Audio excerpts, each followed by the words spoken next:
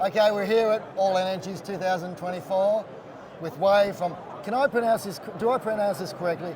Anti-Solar or Anti-Solar? Anti-solar. Anti-Solar. Yeah. Now I met Wei just last week at Dookie Agricultural College. We had a great day at an agrivoltaics project that Greenwood are involved in, but we're at All Energies now and we're standing in front of this tracking system, which by the way, it's changed position since we spoke. Yes, exactly. For the tracker system that currently displaying is actually under a demonstration mode. So we're moving slowly accordingly from east to west. Okay, so this system here, it's really hard to see there, but you've got this box. Is this like a control box? Is this the brains of the system? Yeah, so this is a TCU, which is controlling the trackers moving according to the astronomical algorithms, where it has been programmed to move from east to west according to the time zones. Now, in a case of a storm event, what's going to happen with these panels? Do they actually adjust if there's hail coming, or? Yeah, so we obviously have a wind sensors for all the trackers jobs. We have a wind sensors that can detect if there's any heavy storms or strong winds coming. So these trackers will go into the sow position, which is at 20 degrees. Yeah. So that will actually protect them from being damaged or being bent down by a strong wind and force. Yeah, gotcha. And hail as well? Yes, hailing sensor is subjective because not every area has a hail. Melbourne is bad, Tasmania, yes, of course. But in some other places, rural areas, they don't really have that. Yeah, that makes sense. Yep. Now, the actual structure of are we talking about hot dip galvanized steel for the structure of this tracker, or what are we talking about? What's the metal that's in this situation supporting the panels? Yeah, so all of them are hot dip galvanized. Yeah. Obviously, how thick it is will depend on the soil conditions. If after the geotech assessment, we notice that the soil is very aggressive, so you might need to use the other type of the pile. Ah. Yeah, so concrete pile might be part of the considerations if underground the soil was groundwater there. Right. So we have also experienced cases where underneath 1 meter, you already found there's a shallow of groundwater there.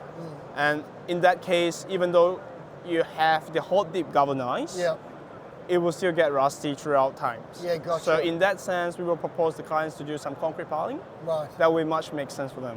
Now, with the agrivoltaic project that Enhard designed, we install, we used earth screws, right? Yes. Because of the sensitive Soil conditions. Now, with the tracker, can you use earth screws as well?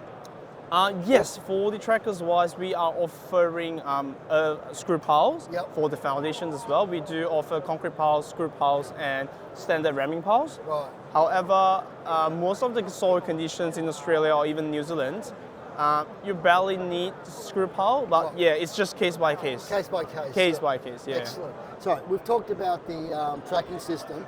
What about the other ground mount system? Yeah, so we do have a ground mount kit, which is a modular system size 2x9 that are actually popular in the market. It was pretty easy to install.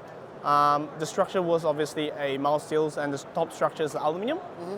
We have worked with also Glenn Morris in his smart energy labs. Oh, wow. Shout out to Glenn. Yeah. In his lab, is actually demonstrating on how quick the install is. I think this is just nice on the video. So this is how they do on our ground mount system. I'll watch that later on because I don't want to watch it now. Definitely. Very interesting. Yeah. Now I noticed there's the commercial mounting system for roof mount, flat to the roof or on tilt. Can you tell us a little bit about that? In regards to the rooftop, Anti offer a new commercial product, a new series which is called SnapFit. So it's basically snap and fit. In that most of the scenario where people are struggling to have longer installation time in the normal products, in these products we're actually offering fast installations, one tools for all of the products, and 8 bolt nuts. They don't have to change the tools. So in that particular cases, it will speed up the projects by 50% when it comes to large scales. And that will have a lot of cost savings for the labors and accommodations. Yeah, this is true. The bigger the project, especially if the guy's away from home, you've got accommodation costs, you've got a lot more additional cost, and anything that can actually reduce the time spent on site is a good thing. Now, what about the different roof profiles? Are you catering, like if you're doing a roof mount, are you catering for the different kind of industrial roof profiles? Yeah, so obviously when it comes to clip lock, we do often see many of the roof profiles clip lock 406, clip lock 700, long line 305 in a various way. We offer customized brackets certified by GAM Corp to make sure that the brackets can fit on the roof with our products. So we offer customized design solution basically, yes. Look, back to this unit, it's funny, I was talking to a few people, a few years ago, hardly anyone did tracking because it was cost prohibitive. Now it seems to be very cost acceptable, and most of the new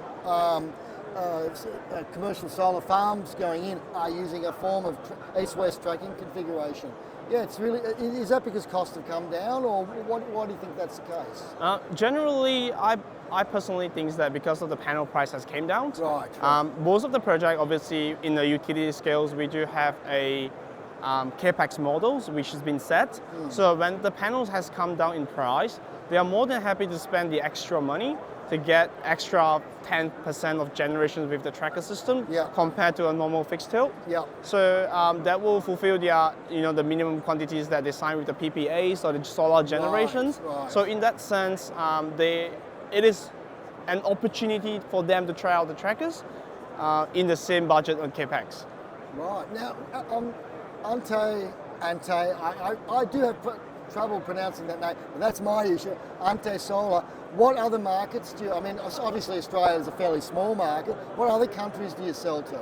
Yep, so I personally from Malaysia. Right. I myself is from Malaysia, so I've been using Ante from Australia to Malaysia and come back to Australia by joining Ante.